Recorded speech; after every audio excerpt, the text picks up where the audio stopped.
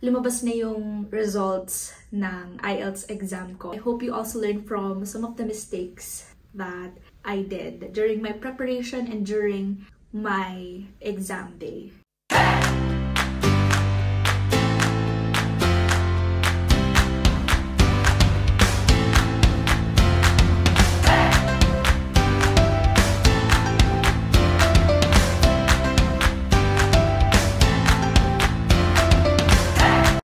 Hello you guys! Welcome back to our channel. It's already Friday. I just finished off work, and for today's video, I will be sharing with you the results of my IELTS. So if you haven't watched my vlog about my IELTS exam day experience, I will put in the link here so you can watch it. I shared with you in that vlog what was my experience, what are the specific exams na nahirapan ako. So I hope you guys watch it. Actually, after 3 days, lumabas na yung results ng IELTS exam ko na tinake ko last Saturday. I will be sharing with you the results of my exam, what are my scores per exam, and my overall IELTS band score. I will also be sharing with you some tips and tricks for your preparation, for your self-study, and some tips and tricks during the exams. Another thing that I will be sharing with you are the resources that helped me to get my Band 8 overall IELTS score.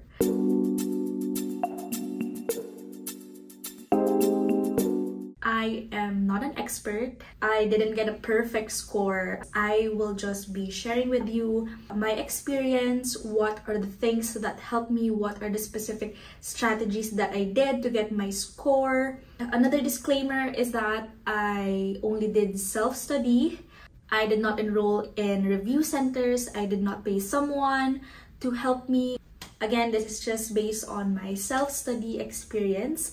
So I hope this video will help you, especially if you are preparing for your IELTS exam. I hope you also learned from some of the mistakes that I did during my preparation and during my exam day. Let's go.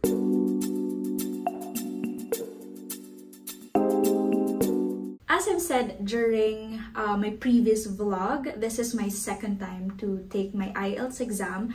My first time was in 2020, and the purpose of my first IELTS exam is to kind of just try the express entry pathway to be able to go to Canada. So what is my score? The listening was 7.5, my reading is 7.0, my writing is 7.0, and my speaking is 6.5. So in 2020, my overall band score is just 7.0. So I had to retake my IELTS for the purpose of our permanent residency application. After 2 years, nag-expire na yung IELTS, we really needed to retake it. To reveal what's my IELTS score for this year, my listening score is 8.5, my reading score is 8.0, my writing score is 7.5, and my speaking score is 7.5. And my overall IELTS score for this year is band score of 8.0.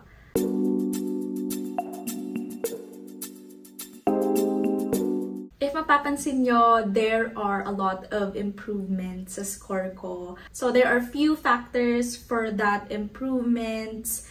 Number one is that this is my second time. So I'm very familiar now with the test format. I'm familiar how the computer-based looks like. I'm familiar with the preparation that I need to do. So that was an advantage for me. Second one is that I've been here in Canada for a little more than 1 year now. So I already had the exposure with different English-speaking people with different accents, with different intonations. So medyo nasasanay na ako, kumbaga, makipag-usap sa kanila and how to understand what they are saying. So that is also a definite advantage for me. And the third factor for that improvement is the pressure. The pressure is higher because this is for our permanent residency application. So I really needed to get a higher score, if not band 9, the perfect score, at least 8. So I was really targeting to get an overall band score of 8.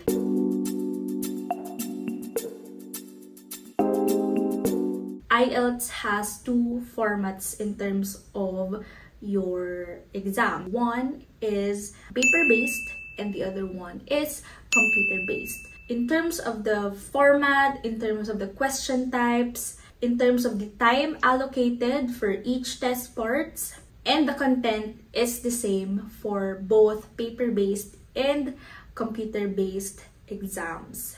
Another similarity between the two is that your IELTS speaking will be face-to-face with an IELTS examiner. So it's just basically the same. The only difference is your test day experience and when will be the results of your test. For paper-based, obviously, your answers will be handwritten in the answer sheet. For computer-based, all the answers will be typed on the screen. But you will also be provided with pencil and a notepad in case you needed to take down some notes.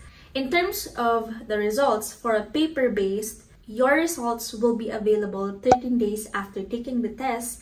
For computer-based, results will be released 3 to 5 days after you take the test. So, mas mabilis yung results sa computer-based. Your choice will depend on how accustomed are you or how comfortable are you typing versus writing. And if you are confident with your handwriting. If you know that your handwriting is not that good, if you think that the IELTS evaluator will misunderstand or will not be able to read your handwriting correctly, the better option for you is to take the computer-based exam. So for me, I opted for computer-based because I'm more comfortable typing the answers.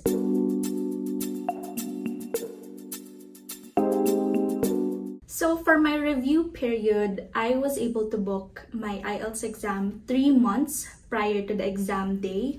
But to be honest, I only had like few practices here and there. I only just reviewed, like super review, 1 week prior to my exam. And I don't recommend that, to be honest. Let's move on to the preparation tips. Number 1 is to give yourself at least 1 month of preparation for your IELTS exam. Because it will take some time for you to get familiarized with how IELTS work, especially if first time ninyong mag-take ng IELTS. And most importantly, you need a lot of time to practice. So give yourself at least 1 month and I think you'll get a good score. Number 2 is to understand the test format. If you are taking a computer-based exam, just like me, I was able to access a mock exam via the portal of British Council, and that helped me a lot to understand how the format looks like and how you will answer the questions. Do you need to just type it? Do you need to just click it? You need to know those things. Tip number 3 is to know how you are graded. So you need to know the criteria for judging or for rating, for evaluation. For writing, you will be graded based on task achievement, coherence and cohesion, lexical resource or vocabulary, and grammatical structures and accuracy.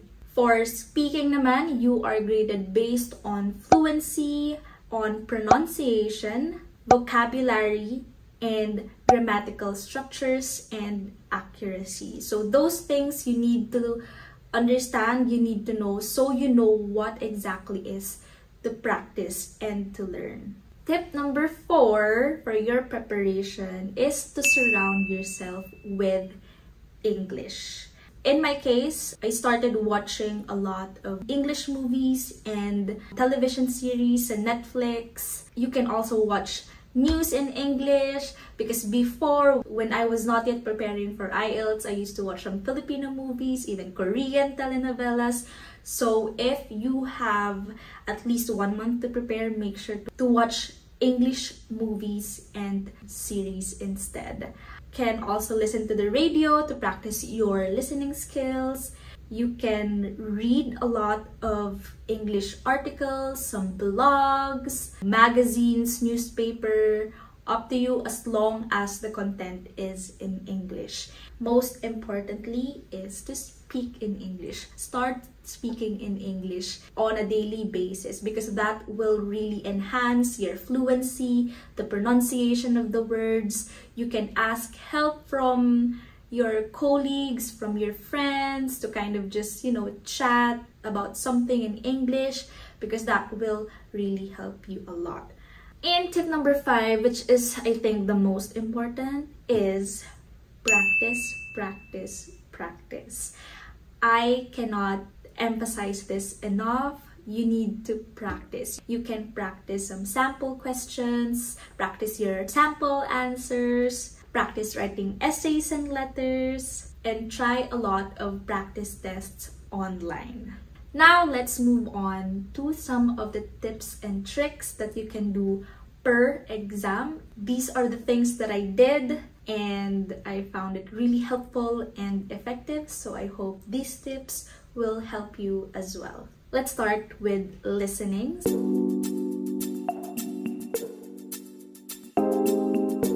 Number 1 is to read all the questions first before the audio starts. So the exam will give you 30 seconds for you to read those. Make sure to maximize the 30 seconds to be able to read all the questions, because it will really help you to focus your attention to what you need to look for or to listen attentively for. Listening tip number 2 is try your best not to get distracted. It was really easy for me to get distracted during the listening exam. So a few examples of that is reading the previous questions or reading something else while listening. During my listening exam, I missed 2 questions because I was thinking of something else. My mind just went somewhere else and I was not able to hear the answer to the questions. So try your best not to get distracted. Listening tip number 3, follow the instructions carefully. This especially applies to the word limit. So you will be able to see on top of the questions or on the instructions that you can only answer 1 word or 2 words or 3 words. So make sure not to go beyond that, or else your answer will be considered incorrect.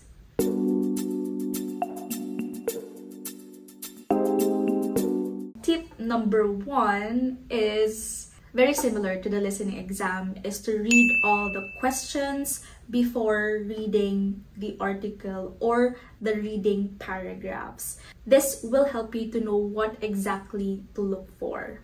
Reading tip number 2 is to look for synonyms. Yes, synonyms, synonyms, synonyms, because in the question part, they will not ask, or the statement will not reflect the exact words or phrases that you need to look for in the paragraph. So it's most likely similar terms or similar phrases, or what we call synonyms. So make sure you read a lot about synonyms, and that will be a good advantage for you for the reading exam.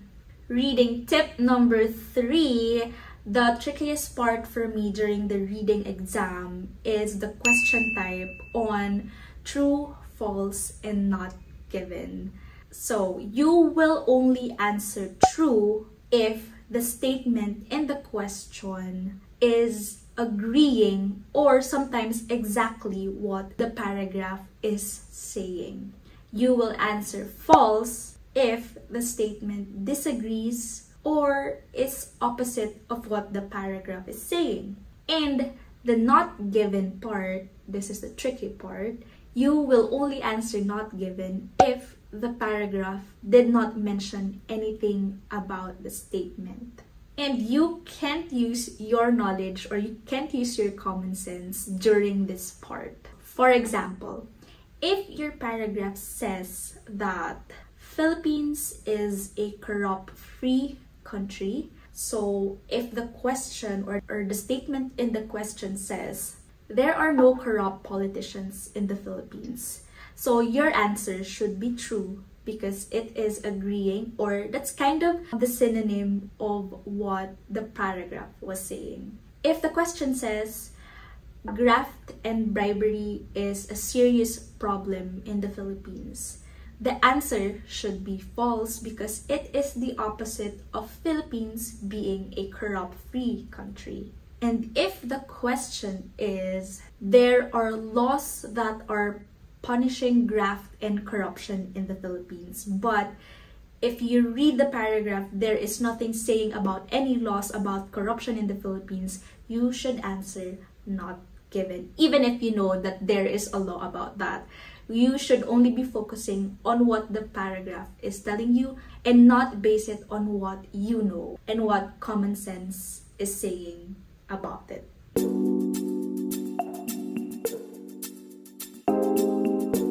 Writing tip number 1. Study and apply the writing structure. For task 1, it's just gonna be letter writing. So it's kind of easy to create that. You can search the difference between formal letter writing and informal letter writing. But for the essay part, the general structure is introduction, main paragraph 1, main paragraph 2, and the conclusion. For the introduction, you will need your first sentence should be paraphrasing the question. Your second sentence should be outlining your main topic or main ideas, or basically the answers to the question. For your main paragraphs, the first sentence that you should write is your topic sentence. The next sentence should explain the topic sentence. You can add another sentence to further explain. The last sentence should be an example to support your topic sentence. And lastly, for the conclusion, you just need to summarize what you have talked about or what the main ideas are or the main topics are of your whole essay. Writing tip number 2, do not make it complicated, or some others say do not show off. So do not use big words or complicated vocabulary words to show off that you know a lot of words. It's better to make your structure easier or simpler, that the reader is able to understand your essay clearly. Writing tip number 3 is to go beyond the word limit. For writing task 1, your word limit will be 150 words. And for task number 2, your word limit will be 250 words. I recommend to kind of just slightly go over the limit, but not too much, because there is a time limit for your writing exam.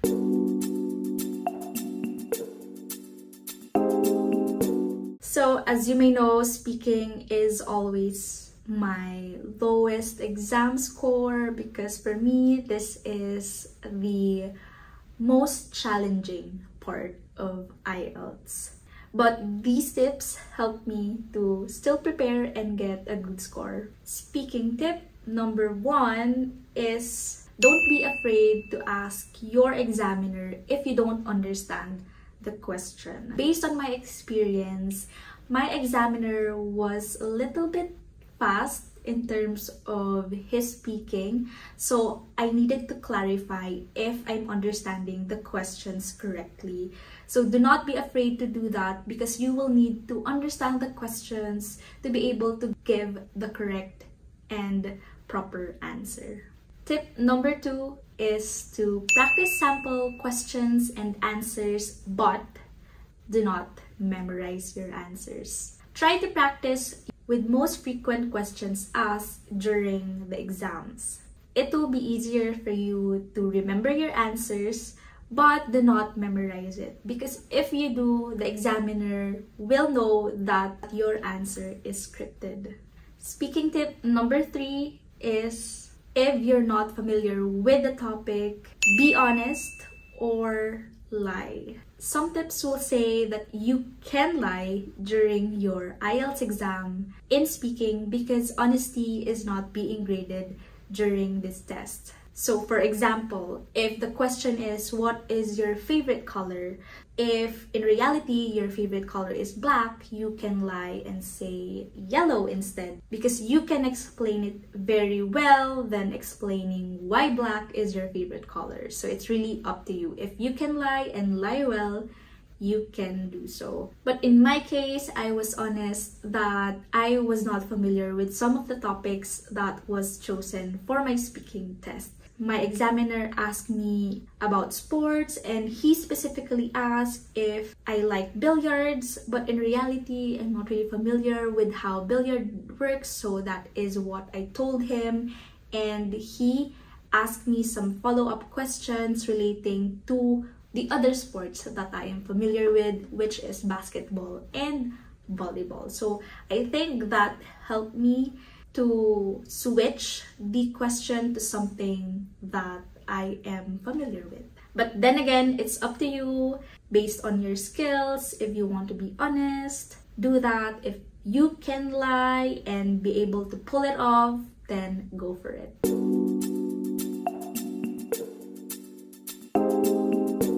So there are a lot of resources where you can get free access to reviews, practice exams, and other learning resources. But I'm gonna be giving you my top 3 that really helped me to review for my IELTS exam. Number 1 is the British Council portal. So once you register for your IELTS exam, you will have an access to their learning materials, to their videos, to their practice exams, and most importantly, in their portal, you will be able to practice the actual look and interface for the computer-based exam.